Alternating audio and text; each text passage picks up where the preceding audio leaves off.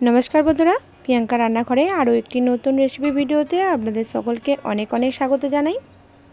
आज आमी आपनादेर साथे शेयार करब काँचा आमेर टक झाल मिष्टि आचार।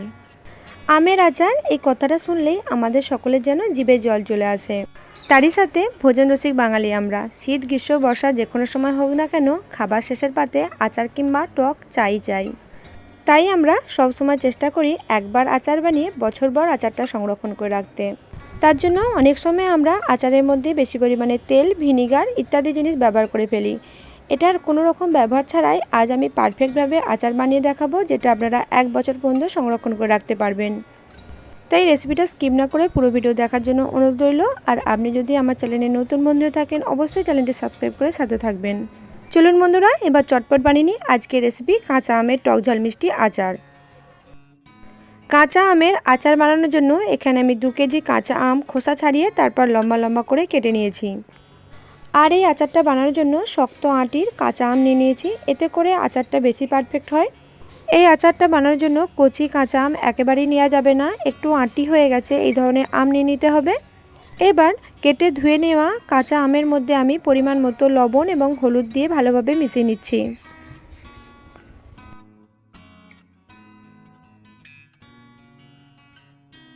কাঁচা আমের মধ্যে পরিমাণ মতো লবণ এবং হলুদ দিয়ে খুব ভালোভাবে মিশিয়ে নিয়েছি। এবার এই কাঁচা আমটা 6 থেকে 8 ঘন্টা চড়া রোদের মধ্যে রেখে দেব। এতে করে কেটে নেওয়া এই কাঁচা আমের মধ্যে যে এক্সট্রা জলটা থাকে এবং নুন হলুদ দেওয়ার পরও অল্প একটু জল বের হয়, এগুলো অনেকটাই শুকিয়ে যাবে।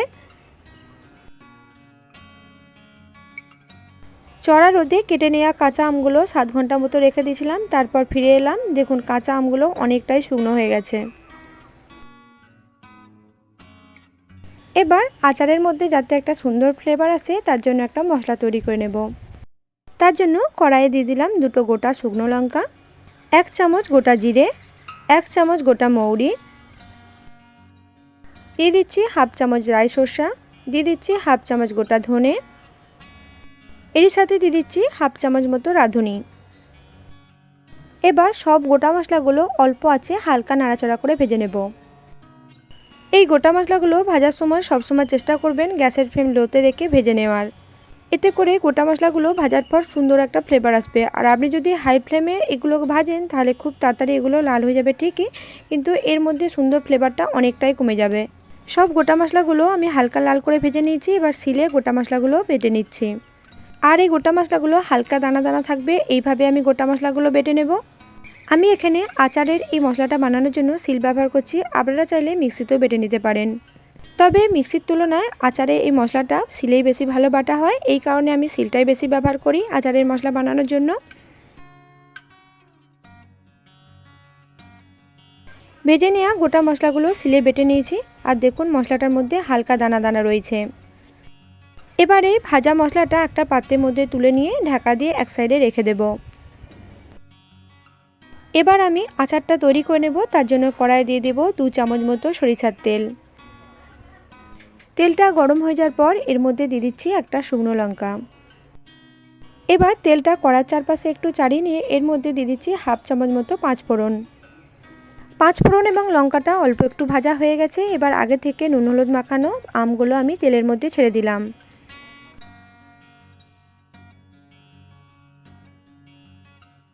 যেহেতু আমগুলো 6 থেকে 7 ঘন্টা চড়া রোদের মধ্যে শুকনো করে নিচ্ছি, তাই তেল দিয়ে খুব একটা বেশি নাড়াচাড়ার প্রয়োজন নেই। 1 থেকে 2 মিনিট মতো তেলের মধ্যে নাড়াচাড়া করে এর মধ্যে দিয়ে দেবো 1 কেজি মতো গুড়। 1 কেজি পরিমাণ গুড় আমের মধ্যে দিয়ে দিয়েছি। এবার দিয়ে দিচ্ছি 500 গ্রাম চিনি। আমি এখানে আমের আচার বানানোর জন্য গুড় এবং চিনি দুটোই ব্যবহার করছি, এতে করে দেখবেন আচারের কালারটা অনেক সুন্দর হয়। চিনিটা দেওয়ার পর এর মধ্যে দিয়ে দিচ্ছি আরও 2 চামচ লবণ। আমি এখানে 2 কেজি আমের আচার বানানোর জন্য চিনি এবং গুড় মিলে মোট 1.5 কেজি মতো মিষ্টি ব্যবহার করলাম। আপনারা আপনাদের আমের টক অনুযায়ী কম বেশি মিষ্টিটা ব্যবহার করবেন। এবার গ্যাসের ফ্লেম মিডিয়ামে রেখে চিনি এবং গুড় আমের মধ্যে খুব ভালোভাবে মিশিয়ে নেব। চিনি এবং গুড়টা যখন গলতে শুরু করবে তখন অনবরত নাড়াচাড়া করে নিতে হবে। অনবরত নাড়াচাড়া করতে করতে 4 থেকে 5 মিনিট বাদে দেখবেন গুড় এবং চিনি খুব ভালোভাবে আমের মধ্যে মিশে গেছে। গুড় এবং চিনি ভালোভাবে গলে যাওয়ার পর যখন ফুটতে শুরু করবে তারপরে গ্যাসের ফ্লেম লোতে রেখে আমি 10 মিনিট মতো ফুটিয়ে নেব। আর আপনারা দেখেই বুঝতে পারছেন গুড় এবং চিনিটা গলে যাওয়ার পর আচারের পরিমাণটা কতটা বেড়ে গেছে। আর এটা যখন 10 মিনিট মতো গ্যাসের ফ্লেম মিডিয়ামে রেখে ফোটাতে ফোটাতে দেখবেন অনেকটাই আচারটা কমে আসবে। 10 মিনিট মতো গ্যাসের ফ্লেম লোতে রেখে আচারটা আমি ফুটিয়ে নিয়েছি, তারপরে ফিরে এলাম। দেখুন আচারটা কতটা কমে গেছে। আর দেখুন আমগুলোর মধ্যে হালকা লাল লাল ভাব চলে এসেছে, এতে করেই বোঝা যাচ্ছে গুড় এবং চিনির মিশ্রণটা অনেকটা আমের মধ্যে ঢুকে গেছে। আর দেখুন আমের এই আচারটার মধ্যে আমি অনেকটাই রস রস ভাব রেখেছি। এই আচারটা ঠান্ডা হয়ে যাওয়ার পর অনেকটাই কিন্তু টেনে নেবে।